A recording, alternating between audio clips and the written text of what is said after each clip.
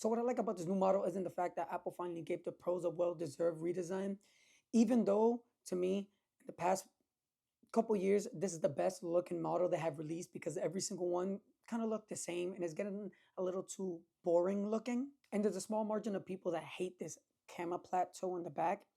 I think it's tastefully done. It doesn't shake as much when you put it down like previous models. But yeah, there's people that don't like this new look. They say it looks like a traffic cone. I can kind of see it. I'm still not a big fan of this.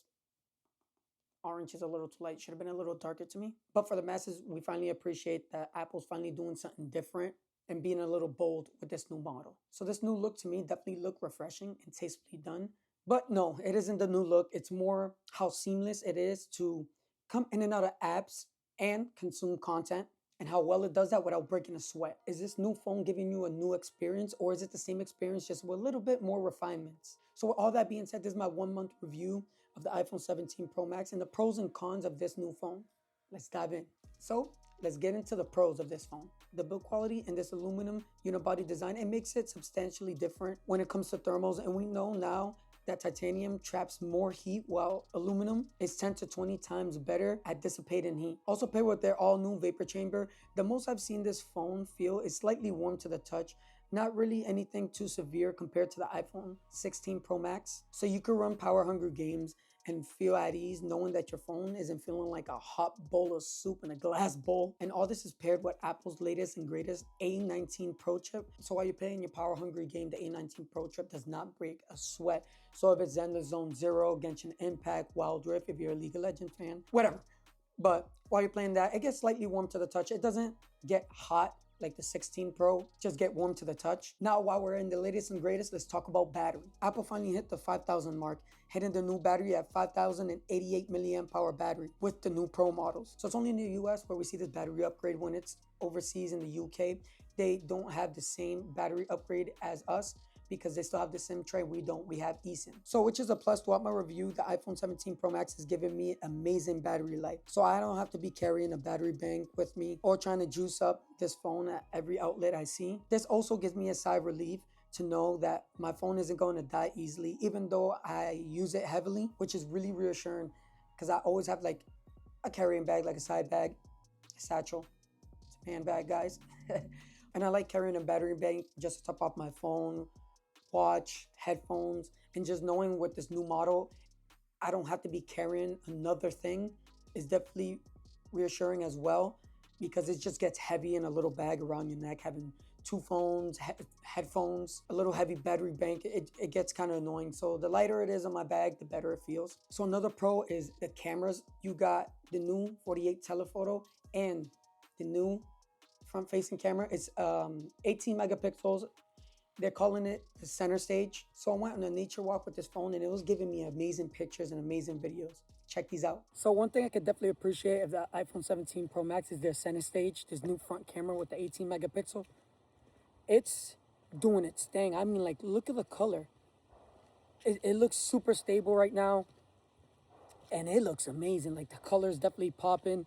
The top doesn't look like it's overexposed. And it's definitely more reliable than my Z Fold 7, to be honest. Because that front camera, the 10 megapixel front camera, is dog water. But yeah, I could definitely appreciate this. And just switching from modes so seamlessly is awesome.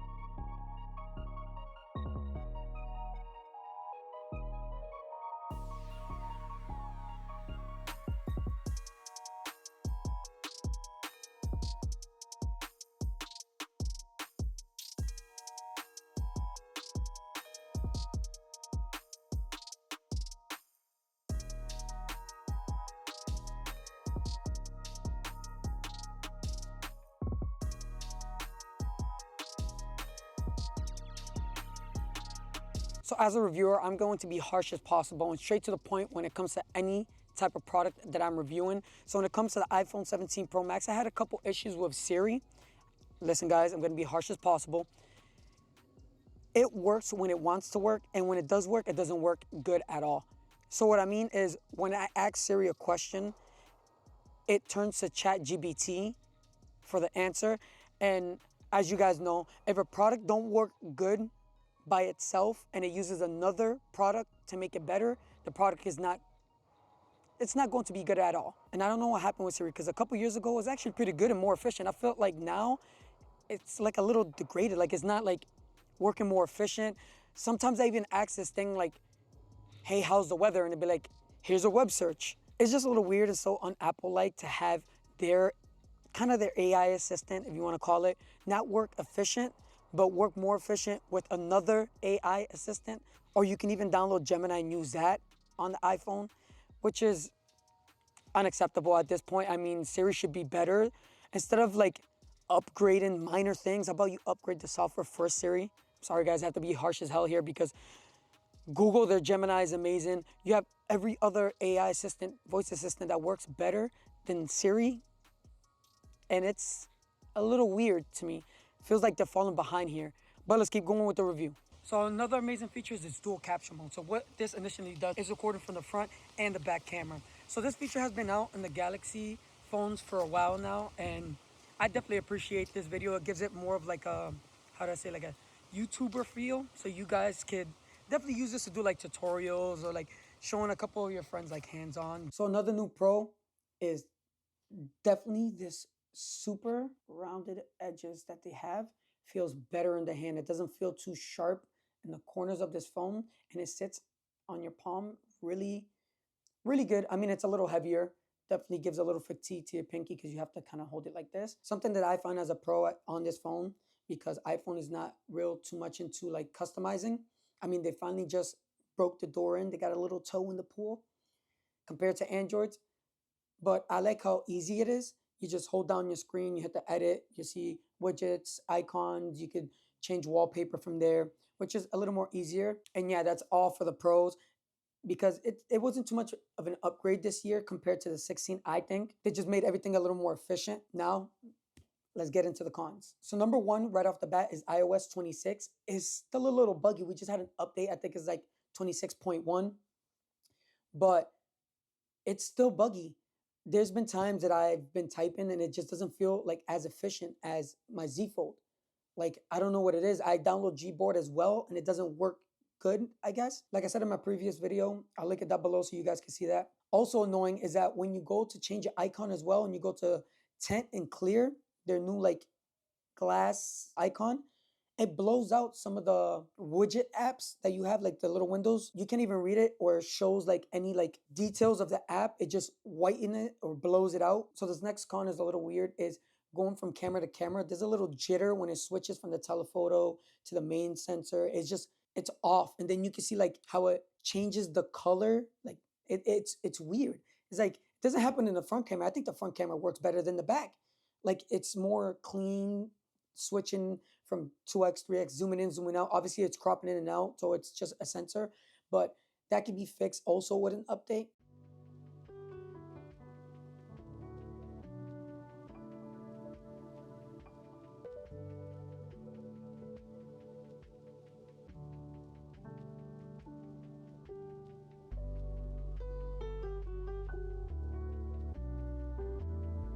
So I went to a coffee shop to grab a coffee there. It's a new spot that I wanted to try out, see how their espresso was, which is pretty good. And I noticed that my phone was still on 100%, which was really weird to me. I was like, oh, it's been like 10, 15 minutes and it's still on 100%. I didn't put it on the charger when I was in my car, nothing. I used GPS and it was still on 100. So this is a weird thing that happens with the iPhone 17 that I've noticed. It drops really quick, which is really weird. So I think like your phone kind of lies to you saying it's in 100, because when I went to go take pictures and videos, it significantly dropped. So let's talk about speakers with the iPhone 17 Pro Max. It's good. So this is a pro and con to me. So it sounds amazing. But when you put it to the 100%, it starts sounding messy. Like the speaker sounds good, but then like the highs gets a little destroyed. Like it sounds weird. It's good at 80%, 100%. It sounds like a little messy to me. doesn't sound clear. Like it drowns out the vocals a little bit. All right, guys, I was just about to start editing and I was consuming a little bit of content. This is another con that I forgot to include in the review. Luckily, I caught it before I started editing. So when you're consuming content and you have this phone in landscape mode, they moved the speaker to the bottom. It was in the top before, now it's in the bottom and the mic's on the top. So that's an issue when you're watching videos and you have it like this. You tend to cover the speaker with your palm right here and it annoys the hell out of me, and it just feels like I'm only hearing from one side instead of both sides. So now I have to like hold one a little more like out in a weird way so I can hear it. And it's weird because you guys know the little cup effect. It sounds a little louder. So when I move my hand, now it sounds louder like this because I have to reposition my hand in a weird way. And that's annoying as hell. Just a quick shout out. I went to this little boutique. It's pretty dope. It's called the Book Boutique, and they give this little mystery type box, book type thing, with little accessories like a bookmark, some pen, and I thought it was pretty dope. You guys should definitely check them out. And I'll give a link in the bio. My next con is a little nitpicking here, multitasking. You cannot multitask with this phone at all. Like you could swipe up real quick and the YouTube stay up there, but as soon as you go to another app that plays any videos or like Instagram, it completely pauses it, which is annoying. And I know it's a nitpick here, guys, but let me talk my smack real quick.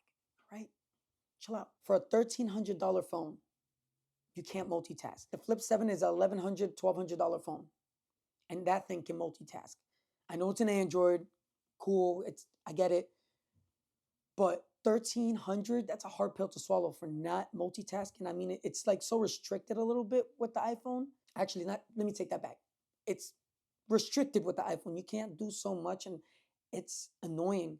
It's like I bought this phone. I want to push this phone as much as I can, and it won't let me do that. Another con that this model has that previous other models have as well, it's the camera control button. I mean, get rid of it. I don't use it. Even when I put it to the side, I don't. I just zoom in, zoom out. It's pointless and it's a little slow sometimes. Like it's not like quick and like it just like clicks, click, click. It's like weird. I mean, I don't use it, and I'm pretty sure most people don't use it. I mean, if you do, comment below. But I think it's gimmicky. It's on like its own island. Speaking about island, let's talk about the island and the iPhone. Most apps don't even work for it. It's just like timer, stopwatch. Like I feel like more apps should optimize different features for the dynamic island, but it's just there. I mean, like every other brand in the world, they just have a punch hole. I'd rather have that. If you want to keep the dynamic island, I get it. I feel like there should be a mode that you could like black it out, but still have the punch hole and just have like a little dark pill if you want to put it there. I get it. But a punch hole is definitely better because when I watch videos, I hate that big giant like pill shape in the side. It's annoying. And when I click it, it just vibrate, makes a weird noise like no, not for me, guys. Also, guys, I have a couple of my friends that came up to me and asked me if they should upgrade from the 16 or the 15. No, you should not upgrade, especially that most of these features and upgrades that this new model got is minor.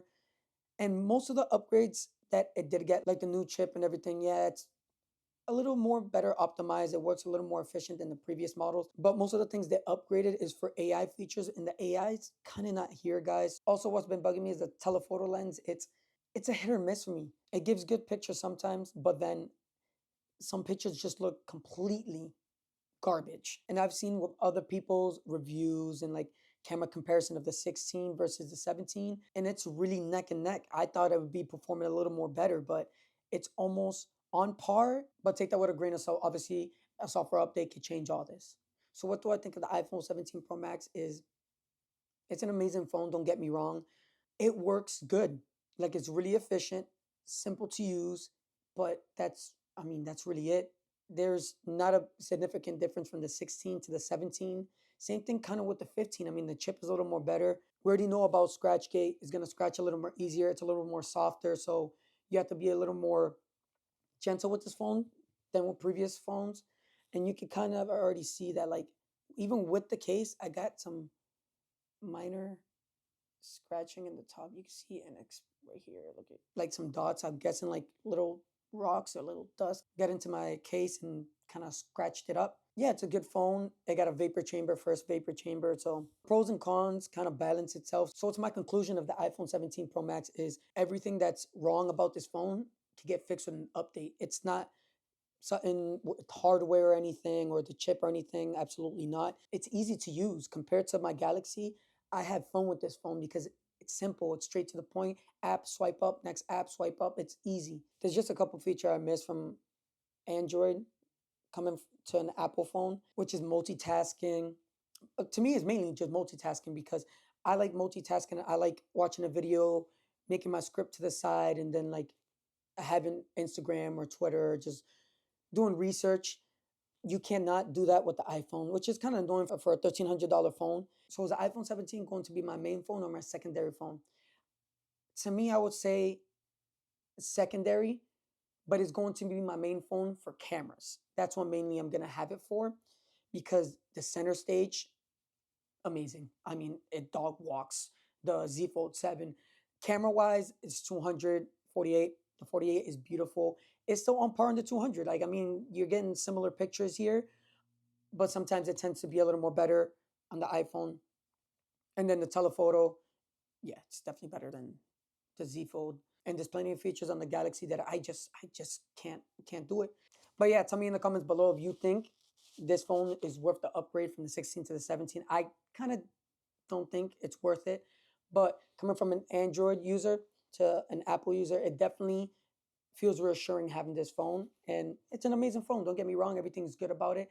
It definitely has to be my secondary because of multitasking. As you guys can see, I got a MacBook Pro and then the Mac Mini, which to me, I can't get rid of that. I do a lot of audio engineering in this one, and then my videos and everything, I do it off the Mac Mini, and it just seamlessly works together perfectly fine. That's one thing that it's way better than Android. Android got an ecosystem, don't get me wrong. It's not as efficient as Apple yet, but it's efficient, don't get me wrong. Tell me in the comments below, guys, if you guys are going to upgrade to this new model or if you just wanted to upgrade because of the color. So that's my 1 month review. Catch you in my next video.